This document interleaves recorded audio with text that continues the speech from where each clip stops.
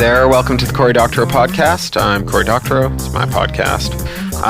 It's the last podcast of the year, and my Christmas plans have been completely hosed.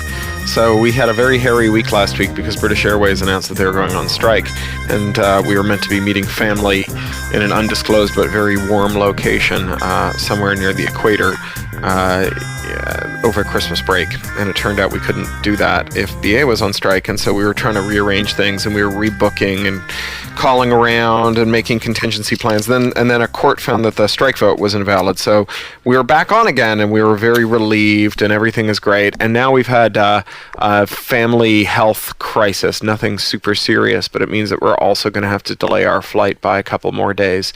BA were very good about it. They've rebooked us without a charge because things were so hectic last week, and we're just hoping. We're now flying on Christmas Day, which is a pretty slow day to fly. Should be actually a fairly easy flight, especially with a tired kid.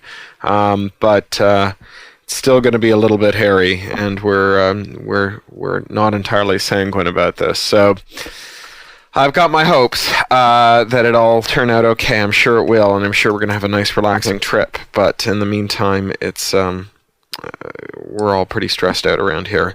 Anyway, the good news is that work on the other fiction projects are going really well. The story that I started last week, after the last time I talked to you, I guess, Clockwork Fagin, is my steampunk young adult story for Kelly Link and Gavin Grant's forthcoming anthology.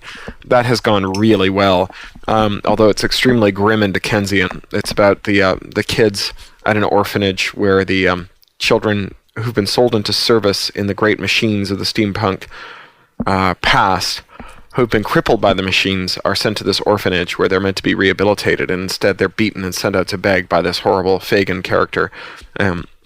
This is the story of how they kill him and replace him with a clockwork facsimile, who and usher in a golden era among the clockwork among the horribly disfigured and disabled children. So it's very dark Dickensian kind of thing, but it's been very fun to write. One small note before I get to reading about the story.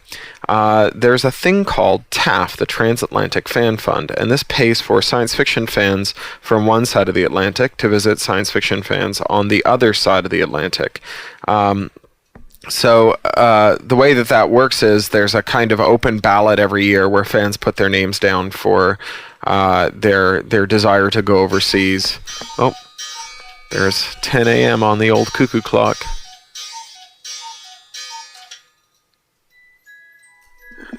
Knapsack on my back.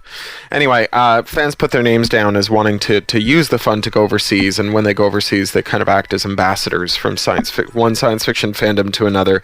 This was all obviously a lot more significant in the age before the internet, when fans really only knew each other by fanzines, and when long-distance travel was extremely expensive. But even today, it remains a really important and critical line between different fandoms. So there's this thing called the Transatlantic Fan Fund, and they raise money every year by asking writers to auction off the right to name a character in a story. And perhaps now you see where this is going. I sold off the right to be named after a character. I have a character named after you in one of my stories, and the story is The Martian Chronicles, and the winner was a very nice gentleman named Dave Smith, who has won the right to have a character named after him. The character he's had named after him is the character formerly known as Brian Oglethorpe, who has now, through the magic of global search and replace, been renamed Dave Smith throughout. And I will try to remember to call him Brian as I finish reading the story to you, but it may be that I'll miss a couple. Please don't be too confused if you hear Dave and Brian and Oglethorpe and Smith used interchangeably through the course of the story. I see by the scroll bar that we're more than halfway through this story, so I guess it should be finished within a couple of weeks of my return on the 11th from overseas. Anyway, here we go. Along into a continuing reading of The Martian Chronicles, a story for Jonathan Strahan's forthcoming anthology, Life on Mars. I didn't go back to the Junior Colonist Lounge for a whole week. Instead, I spent the time with my dad, who seemed pleasantly surprised that his son wanted to hang out with him. It made me feel bad, like I'd been neglecting him. But it also made me ask myself why my father didn't think it was weird that I wasn't spending any time with kids my own age. Dad had always been busy on Earth, traveling half the time for work, spending his time at home with his computer over his face, barking angrily at it while his hands worked the keyboard like a mad player attacking a church organ. I didn't mind, to be honest. Actually, I preferred it to those times when Dad decided to get all dad-like and insist on throwing a ball with me or take me to some kind of sports match or play some game on the big living room screen with me. It wasn't that it wasn't fun, but there was always a moment when we stopped talking about the game or the project and found ourselves sitting in awkward silence, trying to pretend that the reason we had nothing to say was that we were concentrating too hard on the matter at hand. On Earth, Dad had been a hotshot statistical risk analyst. This is not an easy thing to explain, but basically what he did was try to figure out how to balance investments and to minimize risk. Say there's an industry that benefits when someone finds a better way of growing wheat, the bread industry, say. And then there's this other industry that suffers when someone finds a better way of growing wheat, like maybe, I don't know, the corn industry? I forget how he explained this, to be honest, but this is generally the idea. So what he does is he figures out how to invest some money in both industries, so that if someone finds a better wheat growing technique, the investment in bread pays out, and if no one invents it, the investment in corn pays out. That's the rough idea. What he did was like 10 million times more complicated, though. And anyways, it doesn't really matter now. Now we're going to Mars, and there are no risk analysts. When we got to Mars, Dad was going to have to start a new business, or start a job, or something. He had bought us into the gold tier for Mars settlements. That meant that we were going to get our own private pressurized space, 6 months worth of food vouchers, and 1 million Martian ray guns. This sounds like a lot, but keep in mind that a pressure suit costs 450,000 Martian ray guns at last count. For this, he traded everything. Every penny we had, our house, our furniture, our savings, everything. What were we going to do with it anyway? It wasn't like we could take it to Mars. Our personal luggage allowance was limited to 15 kilos each. Dad, I said as we loitered in one of the corridors, nodding amiably at the other colonists as they went past on their way to the toilets or the common rooms, or wherever it was everyone else always seemed to be going. He didn't hear me. He was looking into space, lips pursed, brows furrowed. It was the expression he'd worn back in the office when he'd been neck-deep in work, computer plastered across his face, only his lips and nose visible. It was weird to see him making that face without a computer. More than weird. Scary. Like he was seeing into a world I couldn't see. "Everything okay, Dad?" I'd never asked him that before. "Oh yes, sorry. I was 1,000,000 miles away." 15 million miles, I said. According to the Morning Barsoom. That was the ship's blog, written by some crew member and simplified. "But we're closing fast. Mars in 49 days. "Right," he said. "Right. Exciting, huh?" He said it so unconvincingly that my heart nearly broke. For years he'd been talking about Mars and how great it would be when we got there. He hated the Earth, hated all the rules and regulations, all the whiners who wanted him to invest in ethical funds that gave up on profits so that other whiners would get paid more.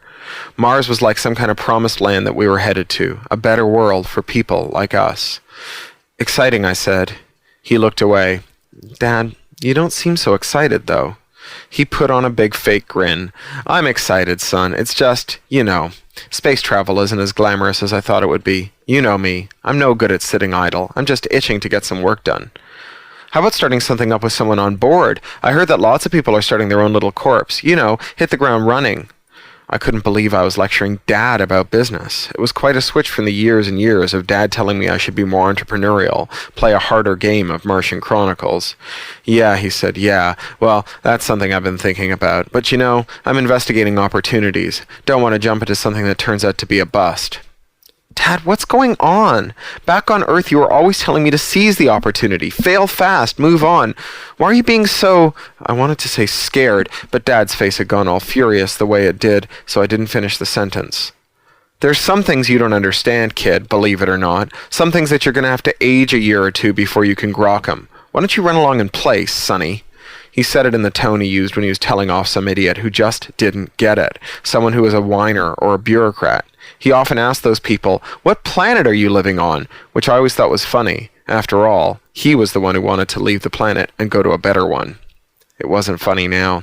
I slunk away back to the room and found Mom. One of the other moms had come over to our cabin for a chat. All the moms in our corridor had found each other shortly after launch, and it seemed to me that they'd nearly instantaneously formed a tight social club. I kind of envied them the ease by which they came together as a group. It reminded me of when I'd been a little kid at after-school programs, and the moms would all be in this tight cluster, chatting away merrily, even as the dads stood off in quiet clumps of 2 or 3, twitching impatiently at their computers. Mom and her friend, Ms. Bonilla, who spoke simplified mostly, though Mom said she could also speak French and Portuguese as well as her native Spanish, both smiled at me as I entered.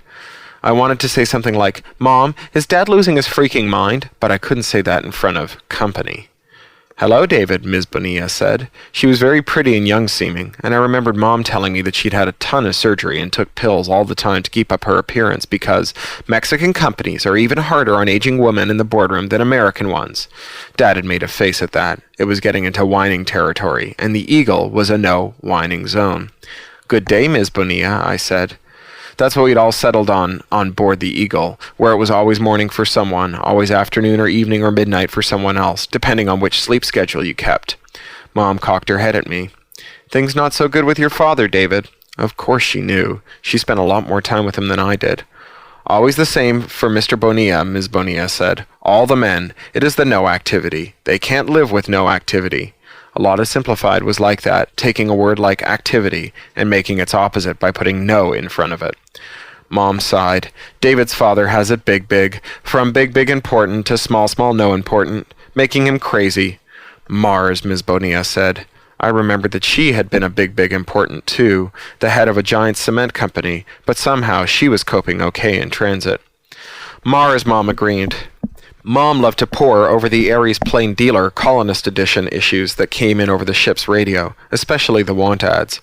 "My husband wants start a corp on Mars, not me. I say work sometime, see how it all is, then start a corp. Why run without looking?" "But Dad is..." "He's crazy. It's temporary. There are many no-nos about Mars. He wants information, wants to try things. Can't do either. Your father is big information processor. Without information, he starves. He's big crazy with hunger. Understand that, David. He's not angry with you, just frustrated with the delay." That settled it. But if Ms. Bonilla wasn't there, I would have said, "But how come so many other dads manage to cope? Why are all these other dads out there trying to form corps and get ready to hit Mars running?" But not in front of company. There wasn't anything to say to Mom. Dad didn't want to talk to me. My only friends on board weren't talking to me. Or was it me who wasn't talking to them? There was only one thing left to do, and that was to get back into the game. You've been listening to the Cory Doctorow podcast, licensed under Creative Commons Attribution, Non-Commercial Share-alike US 3.0, or as Woody Guthrie put it in another context, this song is copyrighted in the US under seal of copyright 154085 for a period of 28 years, and anyone caught singing it without our permission will be a mighty good friend of ourn, because we don't give a darn. Publish it, write it, sing it, swing to it, yodel it, we wrote it, that's all we wanted to do. Many thanks to John Taylor Williams for mastering. That's Ryneck Studio, WRYNECK Studio at gmail.com. John Taylor Williams is a full-time self-employed audio engineer, producer, composer, and sound designer. In his free time, he makes beer, jewelry, odd musical instruments, and furniture. He likes to meditate, to read, and to cook. Talk to you next week.